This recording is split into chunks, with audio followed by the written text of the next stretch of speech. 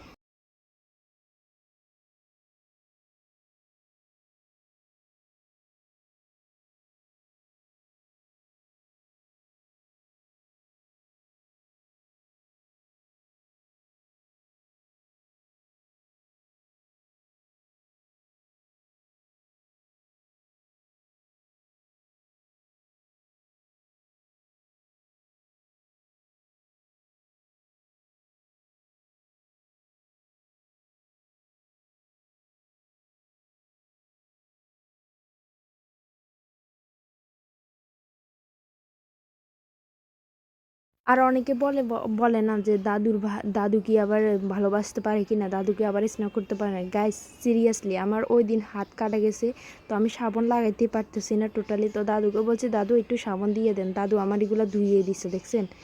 So এটা ছিল বিকালে ক্লিপ। বিকালে আমি একটু ন্যাচারে গেছিলাম, এটা হচ্ছে মালিকদের গরু। তো ওটাকে ধরতে গেছিলাম, এতে এত দুষ্টামি করে। তো এটা একটি শর্ট ভিডিওতে আমি শেয়ার করলাম।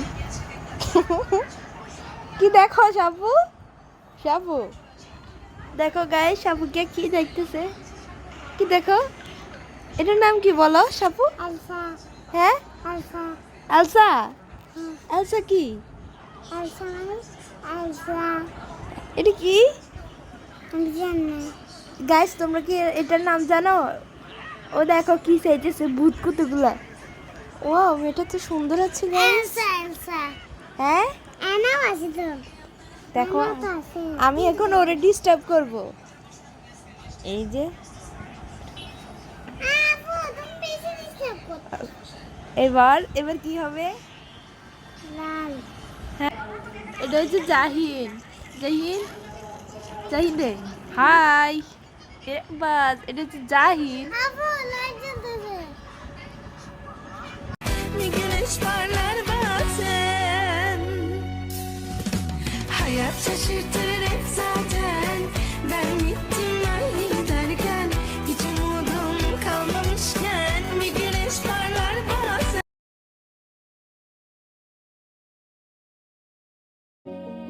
এটা আসলে হিউম্যান সাইকোলজি। আপনি সস্তায় যদি কোনো জিনিস পেয়ে যান, সেই জিনিসের মূল্য আপনি কখনোই বুঝতে পারবেন না। আবার চট করে যদি জিনিসটা আপনার কাছ থেকে হারিয়ে যায়, তখন আপনি বুঝতে পারবেন আপনি কি হারিয়েছেন।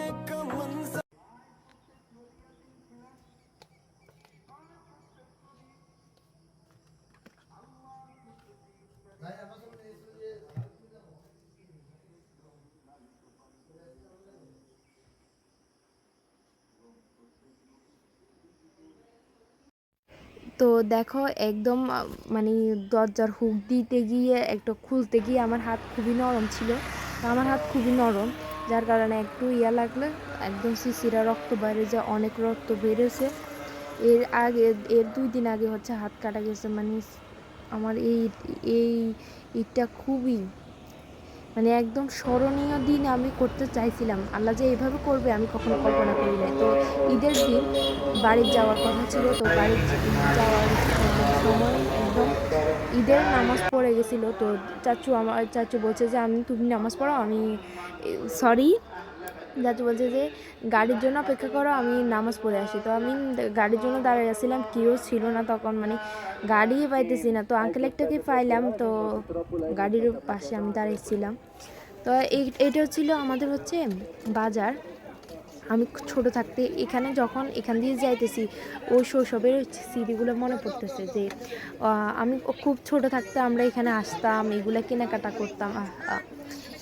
ঠিক ওই দিনই তো মনে হয় যে আমার সময়টা ছিল, মানে এগুলো সবগুলো দেখে আমার ওই অতীতের কথাগুলো মনে হইতেছে যে আমি তো ওই দিনে এখান থেকে নিয়ে গেছিলাম। কিন্তু দেখেন দেখতে দেখতে আজকে কয়েক বছর চলে গেছে। আসলে এটাই মনে হয় জীবন, লাইফ।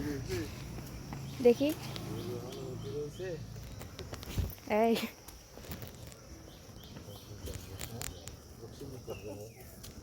এই দেখো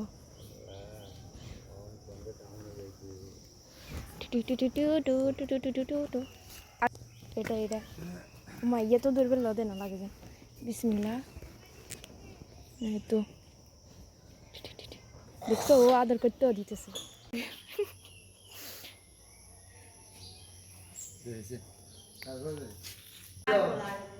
আর গাইস দেখো, মুখের মধ্যে ব্লাশ দিছিলাম, ব্লাশ দিয়ে একদম মুখ টুক লাল হইয়া, মানে একদম ফুল মেকআপ তো করতে পারিনি, অল্প একটু মেকআপ করে চলে এসেছি। যার কারণে হচ্ছে একদম গরমে আরও খুব খারাপ অবস্থা হয়ে গেছিলো, যেহেতু আমি রোদে ছিলাম। একদম গরমে পাগল হয়ে গেছি, পাগল। এই বাবু কথা বলো, তোমার নাম কি? দেখো ওর 3টা দাঁত আছে, ছোট ছোট মিনি মিনি। তোমার হাতে কি? তুমি পায়ে মেহেদি লাগাইছো? তুমি পায়ে মেহেদি লাগাইছো?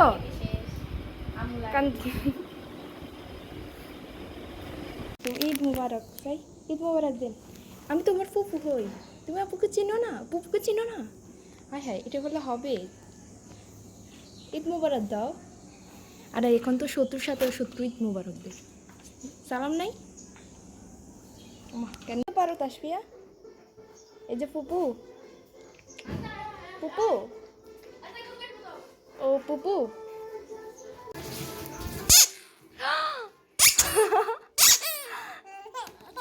আবার কান্না করতে এই তো অনেকে বলে নাকি কোরবানি ঈদের সময় ইয়া দেখা যায় না, বিড়াল দেখা যায় না, কিন্তু এই বিড়ালগুলো আমাদেরকে খুব বিরক্ত করতেছে। এরপরে জেঠি আম্মুর কাছে আসলাম, তো সকালে বাসা থেকে কিছুই খাই আসি নাই, যার কারণে তখন খিদে লাগিয়ে গেছিলো। তো জেঠি আম্মু চা দিছিল, এরপরে দিল ডাই কেক। এই ডাই কেকগুলো অনেক মজার ছিল। তো আমি সকালবেলা খালি পেটে আমি মিষ্টি জিনিস একটু কমই খেতে পারি, মিষ্টি ঝাল জিনিস আমার ভালো লাগে না। তো তখন হালকা পাতলা নাস্তা করে নেওয়া আমার ইচ্ছা ছিল যে একদম খালি পেটে একদম খাবো। তো এই আর কি, তো আমি তাড়াতাড়ি উঠছিলাম সকাল থেকে ঘুম থেকে, এই কারণে খুব খিদে লাগিয়েছিল। তো ব্যান্ডেজ ট্যান্ডেজ লাগাই আসছি। আপনারা মনে করবেন যে আবার হাত কাটি গেছে তার মানে গোস্ত মোস্ত কাটার না, হে জিনিস খাড়ে না আবার আফা গোস্ত কাটে লোয়াইছে, গোস্ত কাটছি। তো এটা আমি প্রথম যাত্রাতে আমাকে বসাই দিছে কাটার জন্য। এটা ছিল অনেক মানে কষ্ট হয়েছে এটা কাটতে, মানে অনেক ওজন ছিল। তো এগুলো আমি ফাটে ফাটে আলাদা করে নিতেছি আর কি। তো এইগুলো হচ্ছে কলিজা, আমাদের এদিকে নিয়ম কি কলিজা গুদ্দা মাংস এগুলো একসাথে কাটি, মানে একটু কাটি তাড়াতাড়ি রান্না করে একটু খেয়ে ফেলে আর কি। তো পরে আরগুলা আস্তে আস্তে ভাগ করে আমাদের। আর কার কার জেলায় এরকম নিয়ম আছে কমেন্ট করে জানাও। আমাদের জেলায় যে নিয়ম আমি সেই নিয়মটা একটু শেয়ার করলাম। তো আমি একদম মাংস, তারপর হচ্ছে গোস্ত, মাংস বলি না গোস্ত, তারপর হচ্ছে কলিজা, তিল, আর একটা কি ফুসফুস, আমরা ফুসফুসকে হোঁস বলি, এই কারণে হোঁস চলে আসছে আর কি। তারপর হচ্ছে ছোট গুদ্দা আছে না ওইরকম, মানে হৃৎপিণ্ড আর কি, যেটা বিজ্ঞানের ভাষা বলা হয়। তো এইগুলা কেটে নিলাম, একদম মানে রান্না শেপ করে কেটে নিছি। যে জেঠি আম্মু আমাদের জন্য এখানে রান্না করবে, আরগুলা হচ্ছে বাসায় নিব। এখানে এখনো কাটা স্টার্ট দিছে, ওই এখনো কাটা সবগুলো শেষ হয় নাই আর কি। ওইখানে আঙ্কেলেরা খালাইতেছে, এখানে হচ্ছে আমরা এগুলো করতেছি, মানে যেগুলা তাড়াতাড়ি রান্না করবে সেগুলো আর কি। এখানে হচ্ছে অর্ধেক কাটা শেষ, একদম লাস্ট মুহূর্তে ইয়ারা আসি আপনার ইয়াগুলা কাটতেছে। তো যাই হোক, এরপর হচ্ছে এই মগজগুলা আমি ওই দিন একটা ফেসবুকে পোস্ট দেখছি, ওই যে একটা পোস্টমর্টম কিভাবে করে একটা মানুষের মানে দুর্ঘটনা হলে, অ্যাক্সিডেন্ট হলে, হ্যাঁ, তখন ওই মানুষটার থেকে কিভাবে হৃৎপিণ্ড, কিভাবে চোখ, কিভাবে মগজটা আলাদা করে। তখন আমি পোস্টটা যখন দেখলাম যে একটা ভাইয়া, উনি হচ্ছে এই ইয়াতে পড়ে, মেডিকেলের স্টুডেন্ট। তো উনি বলতেছে যে আমাদের পোস্টমর্টম করার সময় আমাদেরকে বুঝায়। তো তখন সবচাইতে বেশি আশ্চর্য লাগে কোনটা জানেন? সবচাইতে বেশি আশ্চর্য লাগে হচ্ছে যখন মগজের খুলিটা যখন এই হাতুড়ি দিয়ে বাড়ি দেয়, তখন মানে একটা অদ্ভুত শব্দ হয়, যে শব্দটা খুবই ভয়ঙ্কর শব্দ। তারপর এই ধরনের আরও পোস্ট করে, যেগুলো আমি শোনার পরে উনি বলতেছে এই পোস্টটা করার একটাই উদ্দেশ্য, যে আপুরা, যে ভাইয়ারা মনে করেন যে একদম সুইসাইড করলে শেষ সমাধান, তারা একবার হলে এটা করে দেখিয়েন। আপনি মরে যাওয়ার পরে তখন আপনার লাস্টে কিভাবে কি করা হবে তখন একটু পড়ে দিয়েন, আল্লাহ যেন আমাদেরকে। ওর পরে উনি বলতেছে যে এইগুলো করার সময় পুলিশও থাকে, তারপর হচ্ছে আরও মেডিকেল স্টুডেন্টের ছাত্ররা থাকে, ডাক্তাররা থাকে, তারপর আরও অনেকে থাকে, মানে কয়েকদিনই থাকে। বলতেছে যে ওরা সবাই একসাথে এটাই বলে, কামনা করে যে আল্লাহ যেন এইরকম দুর্ঘটনা মৃত্যু আমাদেরকে না দাও। তো যাই হোক, এটা আপনাদের সাথে আমি একটু শেয়ার করলাম। এরপর হচ্ছে কিছু মেকআপ প্রোডাক্টস, আমি আবার ভালো মেকআপ পারি না আর কি, যতটুকু পারি তো একটু ট্রাই করার চেষ্টা করলাম। তো একদম রেডি টেডি হয়ে, এই ক্লিপটা ছিল হচ্ছে যাওয়ার আগে, এখন শেয়ার করতেছি। মানে আমি সুন্দর একটা ভিডিও হয়ে গেছে আর কি, যাই হোক তোমরা বুঝে নিবা।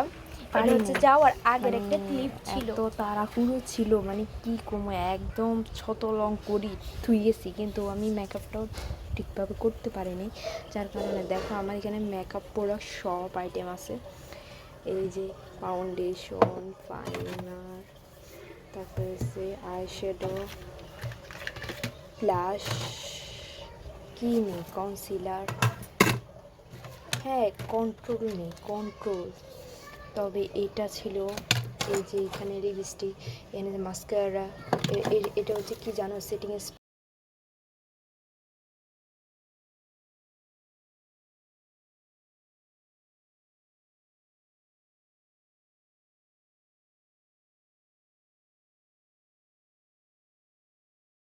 আমার সম্ভব হয়নি, আমার কপাল খারাপ ছিল, যার কারণে মেকআপ ভিডিও আমি শেয়ার করতে পারি। সো এ পর্যন্ত। তো এখানে হচ্ছে ফানি কিছু ক্লিপ নিয়ে রাখছিল আমার জ্যাঠাতো বোন। তো ও আবার পিচ্চি মানুষ, খুবই ফানি ফানি পোস্ট মানে পিক তুলছিল। তো এগুলো খুবই স্মরণীয় করে রাখার জন্য এই ক্লিপগুলো নিলাম আর তোমাদের সাথে শেয়ার করলাম।